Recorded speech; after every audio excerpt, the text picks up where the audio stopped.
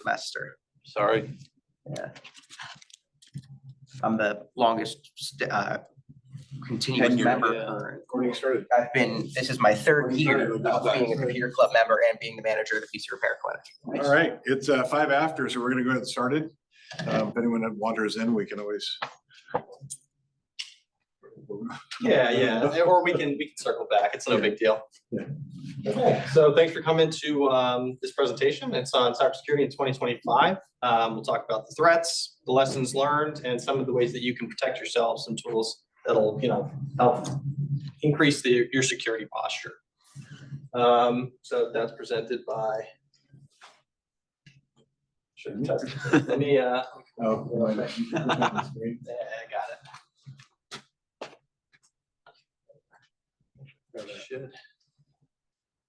There we go. There we go. Okay, presented by Brian Stokes and me. I'm Robert Fleming. So we'll talk about ourselves for just a bit. Brian, if you would. Yeah, so I've been here almost 12 years. A couple months it'll be 12 years. Prior to that, I was at.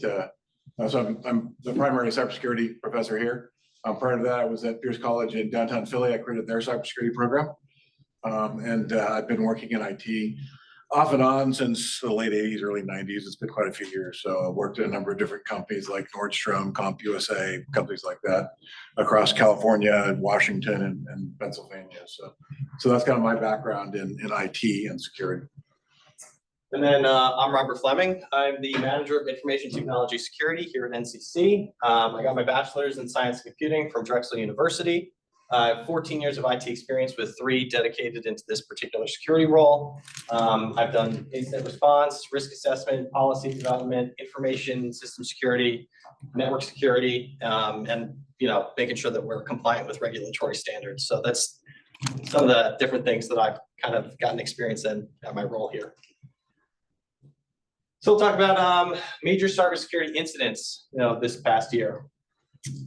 Some of the big ones, there's been a surge in ransomware attacks every year. It seems like there's just more and more of that. Apparently it's up 126% globally in 2025. This has had widespread industry impact. It affects critical infrastructure, finance, government, hospitals, and it's not just the United States, it's global.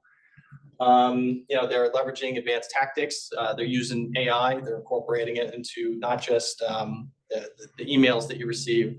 They're much more compelling, and they're not like you're not seeing the same amount of misspellings. They're able to take data that they've collected from breaches, compile very targeted, very sophisticated emails, phone calls to leverage that against companies to get what they want. Let me point out too, for those, if you're not familiar, a lot of these happen from basic stuff. I mean, we think about like the hackers doing this sophisticated attacks on infrastructure. A lot of times they're really, really basic social engineering attacks. Yep. Classic one that just happened recently, Clorox, the company used a managed provider to do their IT support. Somebody called that support place acting as an employee, and they gave that person their password. Don't ever do that. So those are the kinds of things that happen. A lot of times when you look at like when you disassemble what happened and try to figure out timeline, things like that, you see something simple like a bad password or not following procedures. It's not necessarily a sophisticated attack that nobody saw coming. A lot of times it's just dumb stuff that people do. So it's really I think more about teaching employees to do the right thing, like be paranoid, ask questions, make a phone call if you're not sure if you're supposed to be doing that. And a lot of people miss doing that kind of stuff. Yeah, a lot of times it's are you expecting that email or that phone call? Is there a sense of urgency that they're pushing? Oh, you need to do this now, or your account's going to be closed. A lot, those are dead giveaways for a targeted attack. And this illustrates the need for enhanced security. But whether it's making sure that your software is patched, making sure that you're leveraging the right endpoint detection and response tools, making sure that you have enough staff and security resources to protect your organization, or just like Brian said, the user training and awareness is super important. Some notable breaches: the Ivanti VPN exploitation. Ivanti was breached. There was a vulnerability that threat actors leveraged. They stood up their own website with their own download that, put it right at the top of a Google search, and they, users of that service were effectively downloading a supply chain attacked version of Avanti. That information was sent back to the malicious threat actors. Governments and organizations, Avanti, that particular VPN platform was used by a lot of very high level organizations. The Google Salesforce data breach, that was actually another big one, like Brian had said, where they're taking that information. Threat actors, once they siphoned off that information, they're using it in those targeted attacks against, pretending to be help desks. They have that information, which kind of builds that trust with the threat actor. You think that you're talking to an actual help desk person who's either trying to help you or solve something. But no, they have the information that generally only those companies would have, and they're using it against you. US Treasury espionage incident. I won't go too big into detail on what happened there, but it shows anybody can be targeted and subject to these attacks. Not just businesses, but the US government, federal institutions, they are subject to these kinds of exploitation. I think for this one too, this is like the exception to the rule I just stated earlier. China, Iran, Russia, a very sophisticated military linked groups that actually built some really sophisticated attacks. Those are a lot harder to protect against when you see like they've infiltrated through like backdoor that they've created, and they're siphoning off data. That one's a lot harder to catch. That's more in terms of the company needs to be alert to what's going on their networks, have alerts set up. So it's like, hey, somebody's downloading a bunch of stuff to a Chinese IP address. What's going on? Those are a little bit tougher to catch for the average user. Absolutely. Now, the good news is, generally speaking, individuals, unless you're politically active against those particular organizations, they're not generally targeting individuals. But if you are subject to, threats from a nation state actor, there's almost nothing that you can do. Even being the best in cybersecurity, it's very difficult. Yeah, there are Department of Defense contractors that have been hacked. There are federal agencies that have been hacked. It's kind of hard to stop them because they've got really good tools to attack.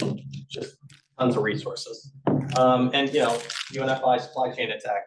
Just a quick one. The United Natural Foods, they distribute to Whole Foods. So that can show that even our food can be disrupted by these particular attacks.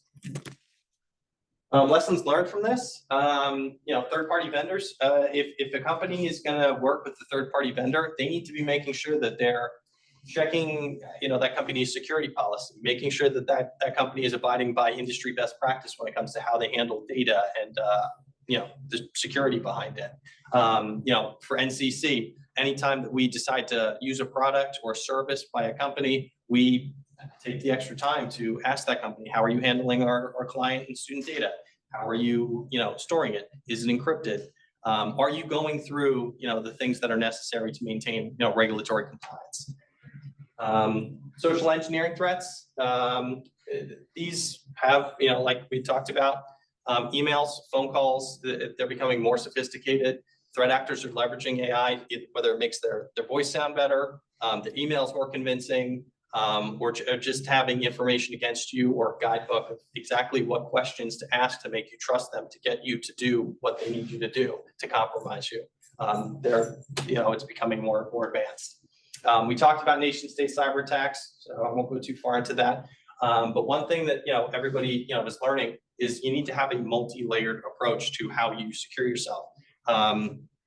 Security is kind of like an onion. You need to have multiple levels of security, whether you have a firewall or anti-malware software, intrusion detection and prevention. Every time you implement something, it's just one more layer for the threat actors to have to go to actually compromise you. So having more than one really does help.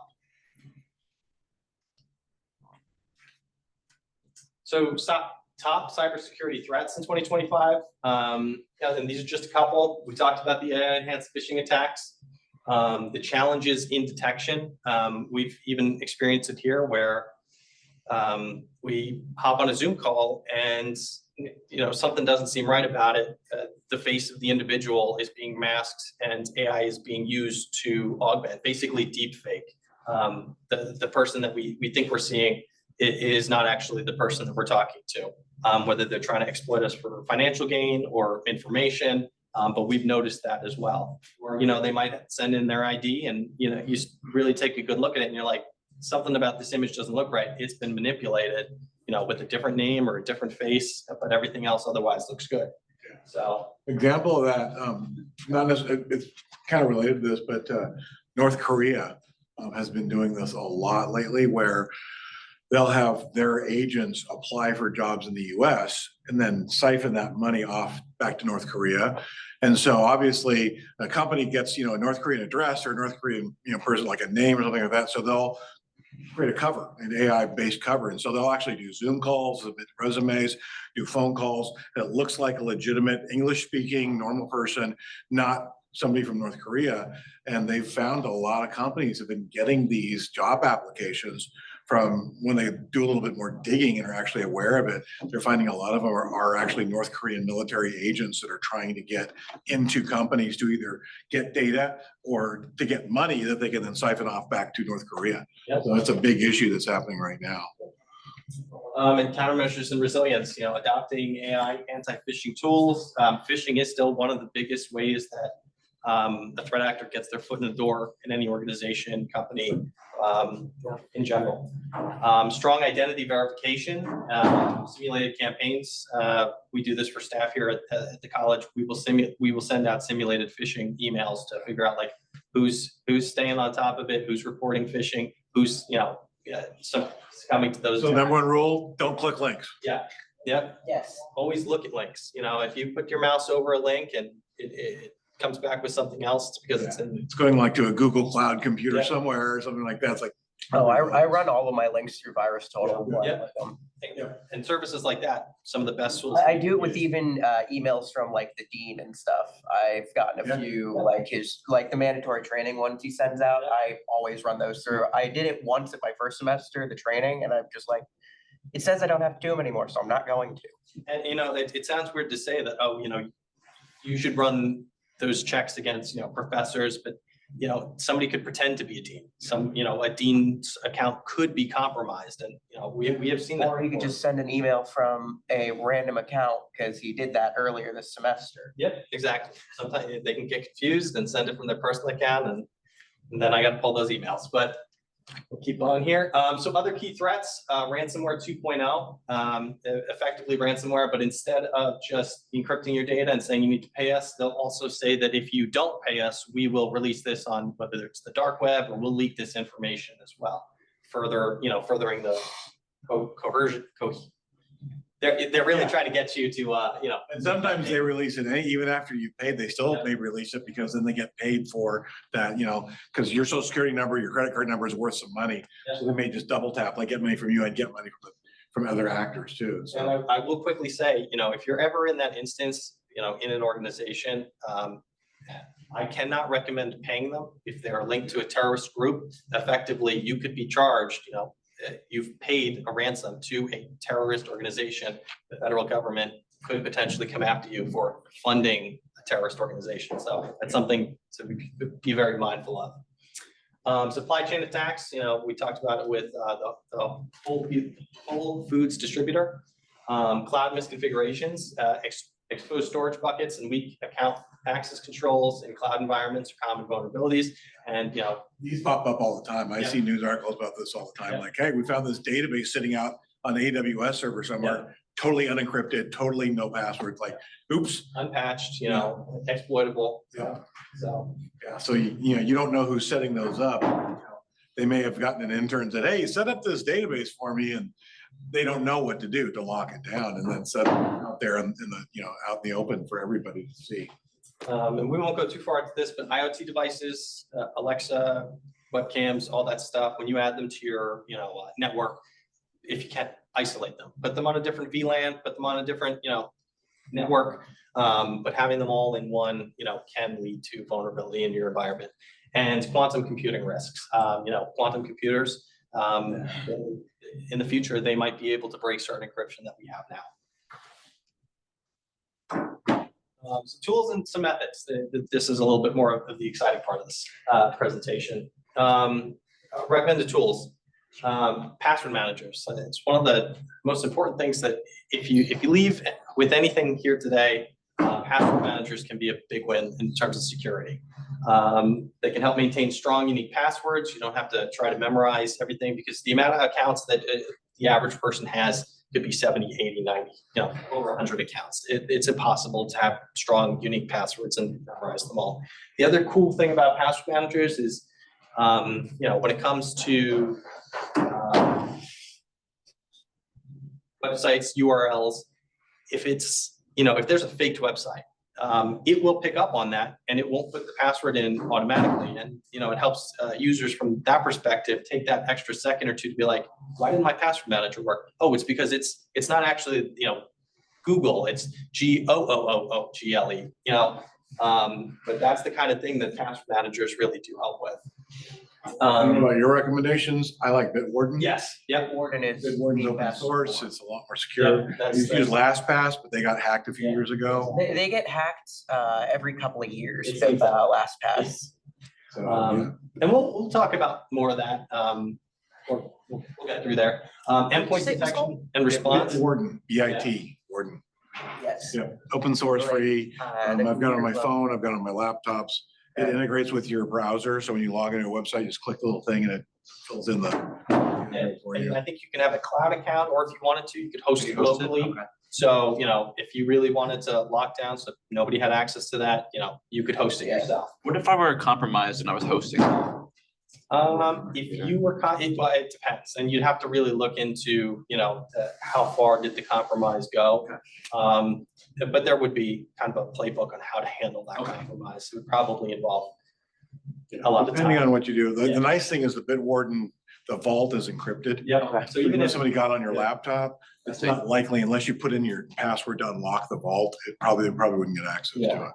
So, but it's definitely a help. I mean, Something I you was were saying how many accounts you have? I currently use Bitwarden. I've got 531 accounts. Oh, wow. Like every website I ever go to, new password. I never use the same password twice because, you use your same password for Facebook and your bank account. If they get one, they've got both. So you always want to have a different password for every site you go to. exactly. So it's really easy to do that with Bitwarden because it just fills in. Yeah, you can just generate one with Yeah. Bitwarden. It works. Is there any way to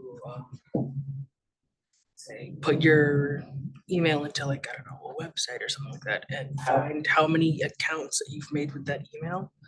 Yes. Yeah. Yeah. Bitwarden actually has a check. It'll tell you if like a password's been compromised. There are websites out, you could actually go out there and say, has my email address been used? More than likely, it probably has.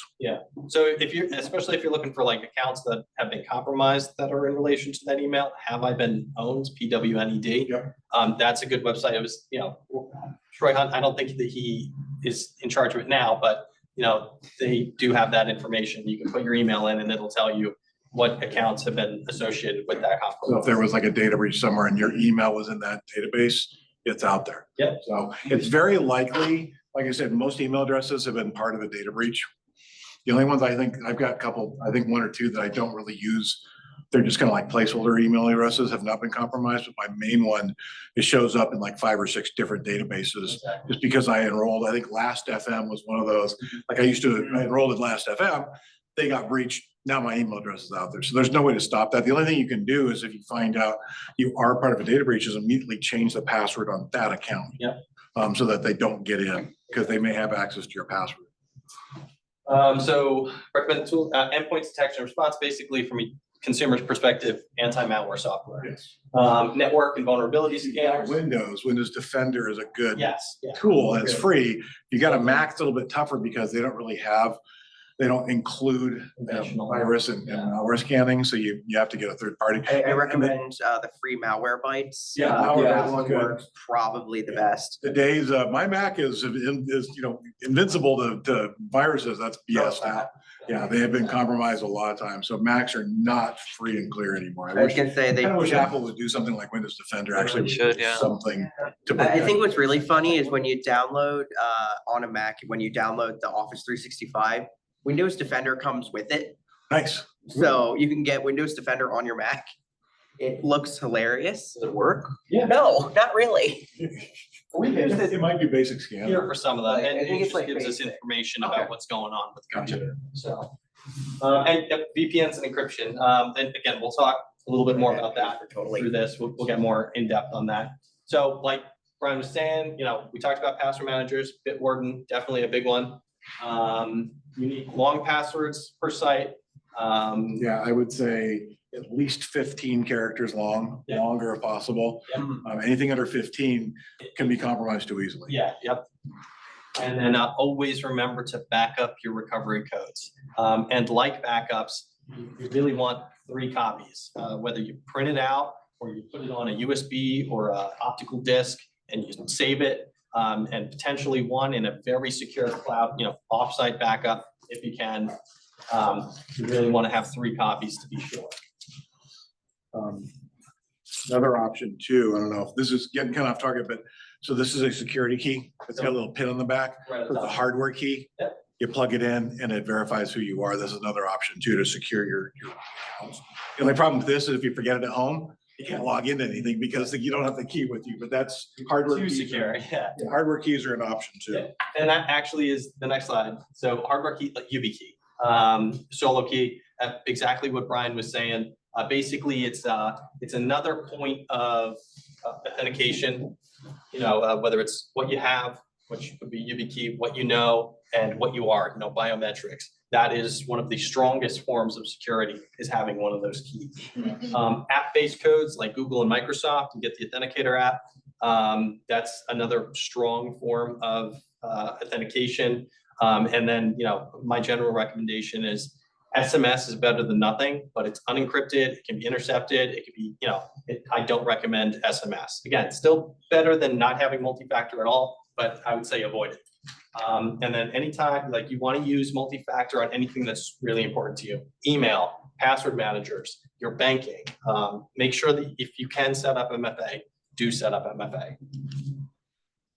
I think the good thing too is a lot of places already do that. Yes. Like my bank, my healthcare, you know, like you log in and it sends you a text message or a code to your email or something like that. So I have it set up to the biometrics on my, like my thumbprint and stuff. I have mine set up that way just because, and it's even with my thumbprint, it still requires the text message or email as well. yeah. So I think a lot of companies are realizing that that's a vulnerability and they're kind of forcing you to do multi-factor. Regulation too.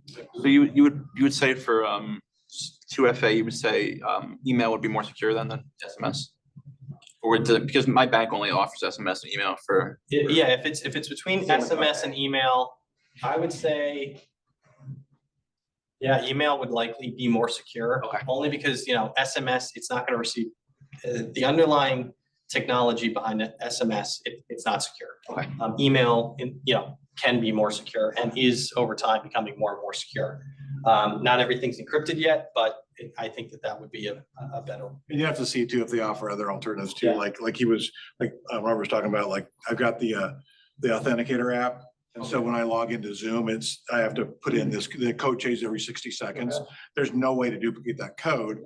So it's a little bit more secure. So just some banks will do that, some places will do that, but I think there's still some that are, you know, Behind. not everyone's at the same point. Yeah. Like some are ahead of the game and saying, yeah, we want to do multi-factor authentication. Some are still going, username and password's fine, even though we know it's not secure. And Right. you can't do anything about it. So VPNs, you know, that's another tool that I truly think is very important. When you should use them on public, untrusted networks. You know, when you go to the Starbucks, anywhere you don't want your data, you know, if you're not in control of the Wi-Fi or the network, and you're doing something that has some level of either you want privacy or you want security, you should be using a VPN. And make sure that if you do use a VPN, use one that's reputable. Make sure that they are third-party audited or individually audited, meaning they're paying a company to make sure that the underlying technology that they use is secure. They're not logging your data, they're not, you know, storing it. And avoid free ones, because if you're getting a service for free, you are the product. Whether they're, you know, again, the whole point of a VPN is to not have your information logged, not because you're doing anything wrong, but just because you want your session to remain private and secure. If they're storing that information, it defeats the purpose. To give you an idea too of this, where this comes into play, Zoom, for example, during the pandemic, everybody started hopping on Zoom. We've been using Zoom for years before the pandemic, but Zoom had always said end-to-end encryption. Your phone calls are encrypted from your computer to the other computer, and it turned out that's not true. They were not doing end-to-end encryption, and so they had to go and change the default settings. And I mean, if a company like Zoom is saying that they're encrypted and they're not, what do you think some other companies are doing? Like, here's this VPN and we have anything you see, like, it's like a sales car, state-of-the-art encryption. Right. Like, yeah, well, I'm not sure about that. Exactly. So yeah, you always want to make sure that they're, you know, like Robert was saying, audited, and some other companies said, we looked at their systems and yes, they're implementing encryption correctly, because there's a trick to doing it right. Even gangs who have done ransomware attacks, there was one particular ransomware gang, it turned out they had not turned encryption on. So they said your data's all encrypted. Somebody looked and said, wait, my data's not encrypted. Now, once they advertised that, then the gang went back and changed it to do the right thing. But a lot of people don't implement encryption properly because they don't understand how it works. Yeah. Is there any specific VPN you recommend? Not really. I don't recommend NordVPN. Okay. It's kind of like Symantec or, you know, any of those like big name, because it's money. Yeah. I mean, they charge a ridiculous amount of money. I found one on, I think it was like Humble Bundle or Honey or something like that. I got a lifetime subscription for like 5 devices. I paid for the amount, and then that's it. I don't have to keep paying every month. That one's decent. Speeds aren't always great, but you know, I don't have to worry about, having to pay. Because I found out I don't even know what NordVPN is now. It's something pretty ridiculous, like 20, 75, something like that. It can. Yeah, a lot of times with the VPNs, the more you buy, the more you save. So, you know, it could be a couple bucks a month if you buy 2 to 3 years in bulk. For me, and it is a little bit more on the pricey side, but it's basically the Google suite of security. Proton, they have Proton Mail, Proton Drive, Proton VPN. Basically, all those services are bundled in. But the cool thing about Proton is they're based out of, I think, Switzerland. Yeah. Who has very specific privacy laws. Yeah. Basically, unless you do something terrible or against the government, they're not gonna. Yeah. They don't keep your data. They don't release your data. It's like having a Swiss bank account, like completely secure. Yeah. They're never gonna release that data to somebody who goes asking for it. Yeah, I think Switzerland even thought about changing the laws for that, and they said, "We'll move. Like, we'll take this whole business and move it." So they want to make sure that their privacy and security is the core of their organization. So, one more thing.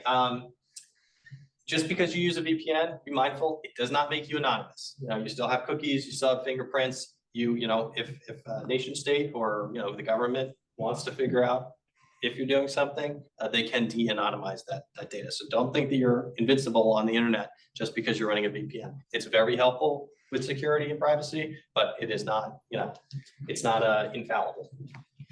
And we talked about this already, the backup your data. 3-2-1 rule, 3 copies, 2 different types of media, like I said, whether it's on paper or, it's on a USB drive, or it's in the cloud, and then one offsite, in the cloud. If something burns down and your stuff is in it and that's the only place it was, so I think South Korea is dealing with that right now. Their data center burnt to the ground.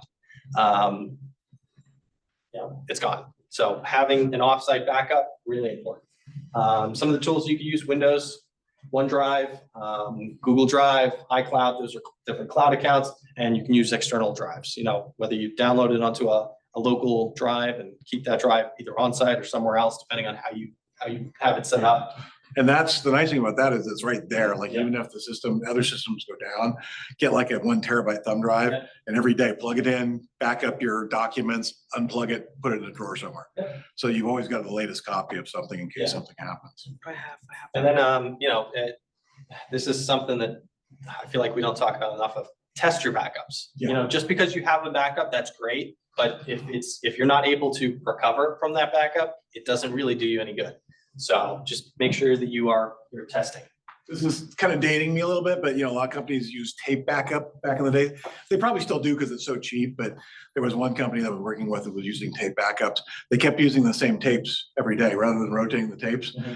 Anyone remember tapes? Like if you have a cassette tape, what happens when you keep playing and playing and playing, the first part of the tape gets kind of worn? That's what happened. Their systems went down, they went to the tape backup, and the first couple of feet of the tape had been worn so much that it just was unrecoverable data. It's like, well, there's your backup. Like you have no backup now. One thing to note, modern ransomware, they will target backups. So they're, if ransomware gets on your computer, some of them are sophisticated enough to sit there for a while and then, Connect to Google. notice Drive or like, oh, whatever. these are the backups, and it will encrypt those too, which is also why it is important to keep one offsite backup. So just, keep that in mind. So best practices for strong security posture. Core practices, and we talked about this, so I won't, belabor the point. Multi-factor authentication, software updates and patching. I think you were talking about Windows 10 supports. It ended yesterday. So today is the first official day where there's no future updates for Windows 10. So making sure that you have operating systems and software in place that is patchable and you are maintaining, those patches. So most enterprises will do that automatically, but I love when I'm looking at a user's computer and that little red shield down there. It's like, when's the last time you ran updates? Like, okay. Canceling those, yeah, it's like you gotta run them. Yep. Those are security patches. And I mean, generally speaking, if you're in a business, I don't necessarily recommend automatic updates just because, for an organizational standpoint, sometimes a patch comes out that might break some things. You want to have that Windows testing. 11 has been very bad at doing that. They've been ripping hard drives recently. Exactly. And that's one of the issues that you can run into. But for most people, 80%, for most people, Like your personal computer. automatic updates are like kind of the way to go. Crazy. Data encryption, whether you're using BitLocker or, making sure all of your important files, make sure that they're encrypted. So even if the drive got stolen or they got downloaded, exfiltrated from your environment, they effectively have just encrypted data. Most of the time, it's not worth trying to decrypt it. It just takes too much time, too much resources. So encrypt your important files. Backup recovery, we talked about that, and network segmentation. In organizations, it is incredibly important to segment different networks.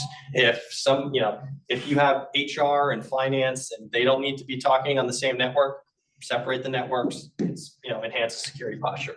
How would I go about encrypting my data? I know there's like Bitdefender, right? Or Yeah. Windows by default tends to encrypt your hard drive when you install it. BitLocker, it depends. I think it's one of those things that generally needs to be turned on. BitLocker is good. If you do use BitLocker, make sure you back up that recovery code and follow these, the 3, 2, 1 of backups. Yeah. If you lose that, all your data is effectively gone. That's the point of encryption. Yeah. And the other thing to keep in mind too is if you ever want to reinstall Windows or you want to sell it and like wipe it, you've got to turn encryption off and decrypt the drive because they're not going to be able to install. They basically would have to like go to a low level wipe to get access to their data because it's basically you've locked that drive to your user account. So. And human-centric security, not that you would do this on yourself, but if you're working in an organization, run phishing simulations like we do here, have security awareness training. It's very important to make sure that users are, you don't have to get nitty-gritty down into the technical details of things, but just having that overarching foundation of security knowledge. Watch out for phishing, make sure you run updates, have that with your users. And incident response planning. We plan for incidents here. We don't have all the time in the world to plan for every single incident, but we make a conscientious effort to make sure that we are preparing for a particular instance, whether it's, we lose a firewall or something gets compromised, like we have a plan for those situations. And I think a lot of people do not do that. Like what happens every time there's a snowstorm? Oh, no. People go out and buy shovels and salt, right? And Lowe's and Depot are completely wiped out because no one's planning ahead. Do that in the summertime. Plan ahead. Plan ahead, yep. Yeah. And then, security culture and empowerment, it's great that you're here. It's great you're listening to this presentation. It shows that you understand the importance and value of security, but having that, foster that with other people because it truly is important and often overlooked. And stay informed. There's a ton of threat intelligence updates. A couple I really like to use is the Hacker News. and bleeping computer. I look through them daily just to stay up to date with all the things that, and there's been a ton of instances where I'll be reading something and it's like, okay, this affects NCC and it's let's get started with either mitigation or remediation, but just staying on top of that. This wouldn't really affect you guys, but join causes, join professional. Well, even as students, I mean, if you're interested, you could still Yeah. join. There's like the National Cyberwatch Center has a student organization you can get involved in. They do presentations, they do different stuff related to security. So yeah, you can get involved even as a student. Yeah. With some of these organizations. Yep. Regulatory compliance monitoring, that's something that I have to do all the time. I have to stay up to date on NIST frameworks, GDPR, GLBA. Every time they change something, I have to kind of take the time to go through, look at how we do things. Are there any policies that we need to implement, or is there a way that we handle something that we need to shift to make sure that we are staying compliant with the industry standards and federal guidelines? And that kind of stinks because I think I talk to my students about this in class. It's not exciting, it's not interesting, but if you don't do it, you can get in big trouble. Yeah. Like if you're working for a company and they find out you're not complying with those regulations, you are really screwed. Yeah. You could face massive fines, especially like GDPR, stuff like that. So we do everything that we can to make sure that we're staying compliant with that. And it does take time to, it's not the most exciting part of my job, I'll put it that way. And then continuous learning, cybersecurity as well as any IT, practice, it is continuously learning. You can't just get your A+ or Security Plus and then it's like, okay, I'm good for the rest of my life. It's always changing, it's always evolving, which is exciting. You're always learning something new, but it takes effort. So it's a lifelong endeavor. That's why the certs expire after what, like 3 years? Yeah, every 3 years. It doesn't change so much once you have that first cert. There might be minor tweaks, but generally speaking, it's a little bit of a couple hoops to jump through, but they don't change the information so much that you're relearning the whole thing. And I think for most people that I know in the industry, after a while, you stop doing that. You stop jumping through the hoops. Like I haven't updated my certs in years because I'm working in the field. And so it doesn't make sense for me to go back and unless I was going to go and do something like forensics or compliance or something like that in a different area. But I've had certs that I took it back in the 90s and I never updated it because it's like, well, here I've been working in the field for 25 years. Why do I want to go back and take like my A+? Yeah. That doesn't make sense for me to do that. I don't have anything to prove at this point in time because I've already got experience in the field. So certs are good to start with, but they're not something that you want to necessarily have to keep up with unless, like I said, you're going off like, hey, my company's we're moving from Cisco to HP. Maybe I want to get HP certified on, these systems, that type of thing. That's a good idea to do. So yeah, just some final thoughts. We talked about this, evolving cybersecurity threats. The threats are constantly evolving. They're becoming more sophisticated. AI is being used to make them more successful. Keep on top of that. It's a shared responsibility. It's not just, the CIO at an organization takes care of everything. The users, people that work for a company, it's a shared endeavor to make sure that they're doing things with reasonably best practice. They're staying up to date with most things. They don't need to be experts. Nobody needs to necessarily be an expert unless you need to be an expert. But just having a focus on, okay, I'm aware of phishing. I'm aware of making sure I'm changing passwords. Those foundations truly do help an organization stay secure. And I think my key word is be paranoid. Yes. I tell students, be paranoid. Yep. Like it's to the point now where I think I got a phishing email from Northampton a couple of weeks ago. And immediately the alarm bells go off my head. I was like, I read this like, that looks like a phishing attempt. And I checked it out. It's like, yeah, sure enough, I reported it. And I get the email back, congratulations, you caught a phishing attempt. It's like, so I know that my little phishing radar is working. And that's one of our simulated phishing. How do we go about reporting emails? So in Outlook, there's a report option. You can say report, and it'll go I was back. gonna say, I click that button and it sends it, but then it says it never goes actually through that it sent it.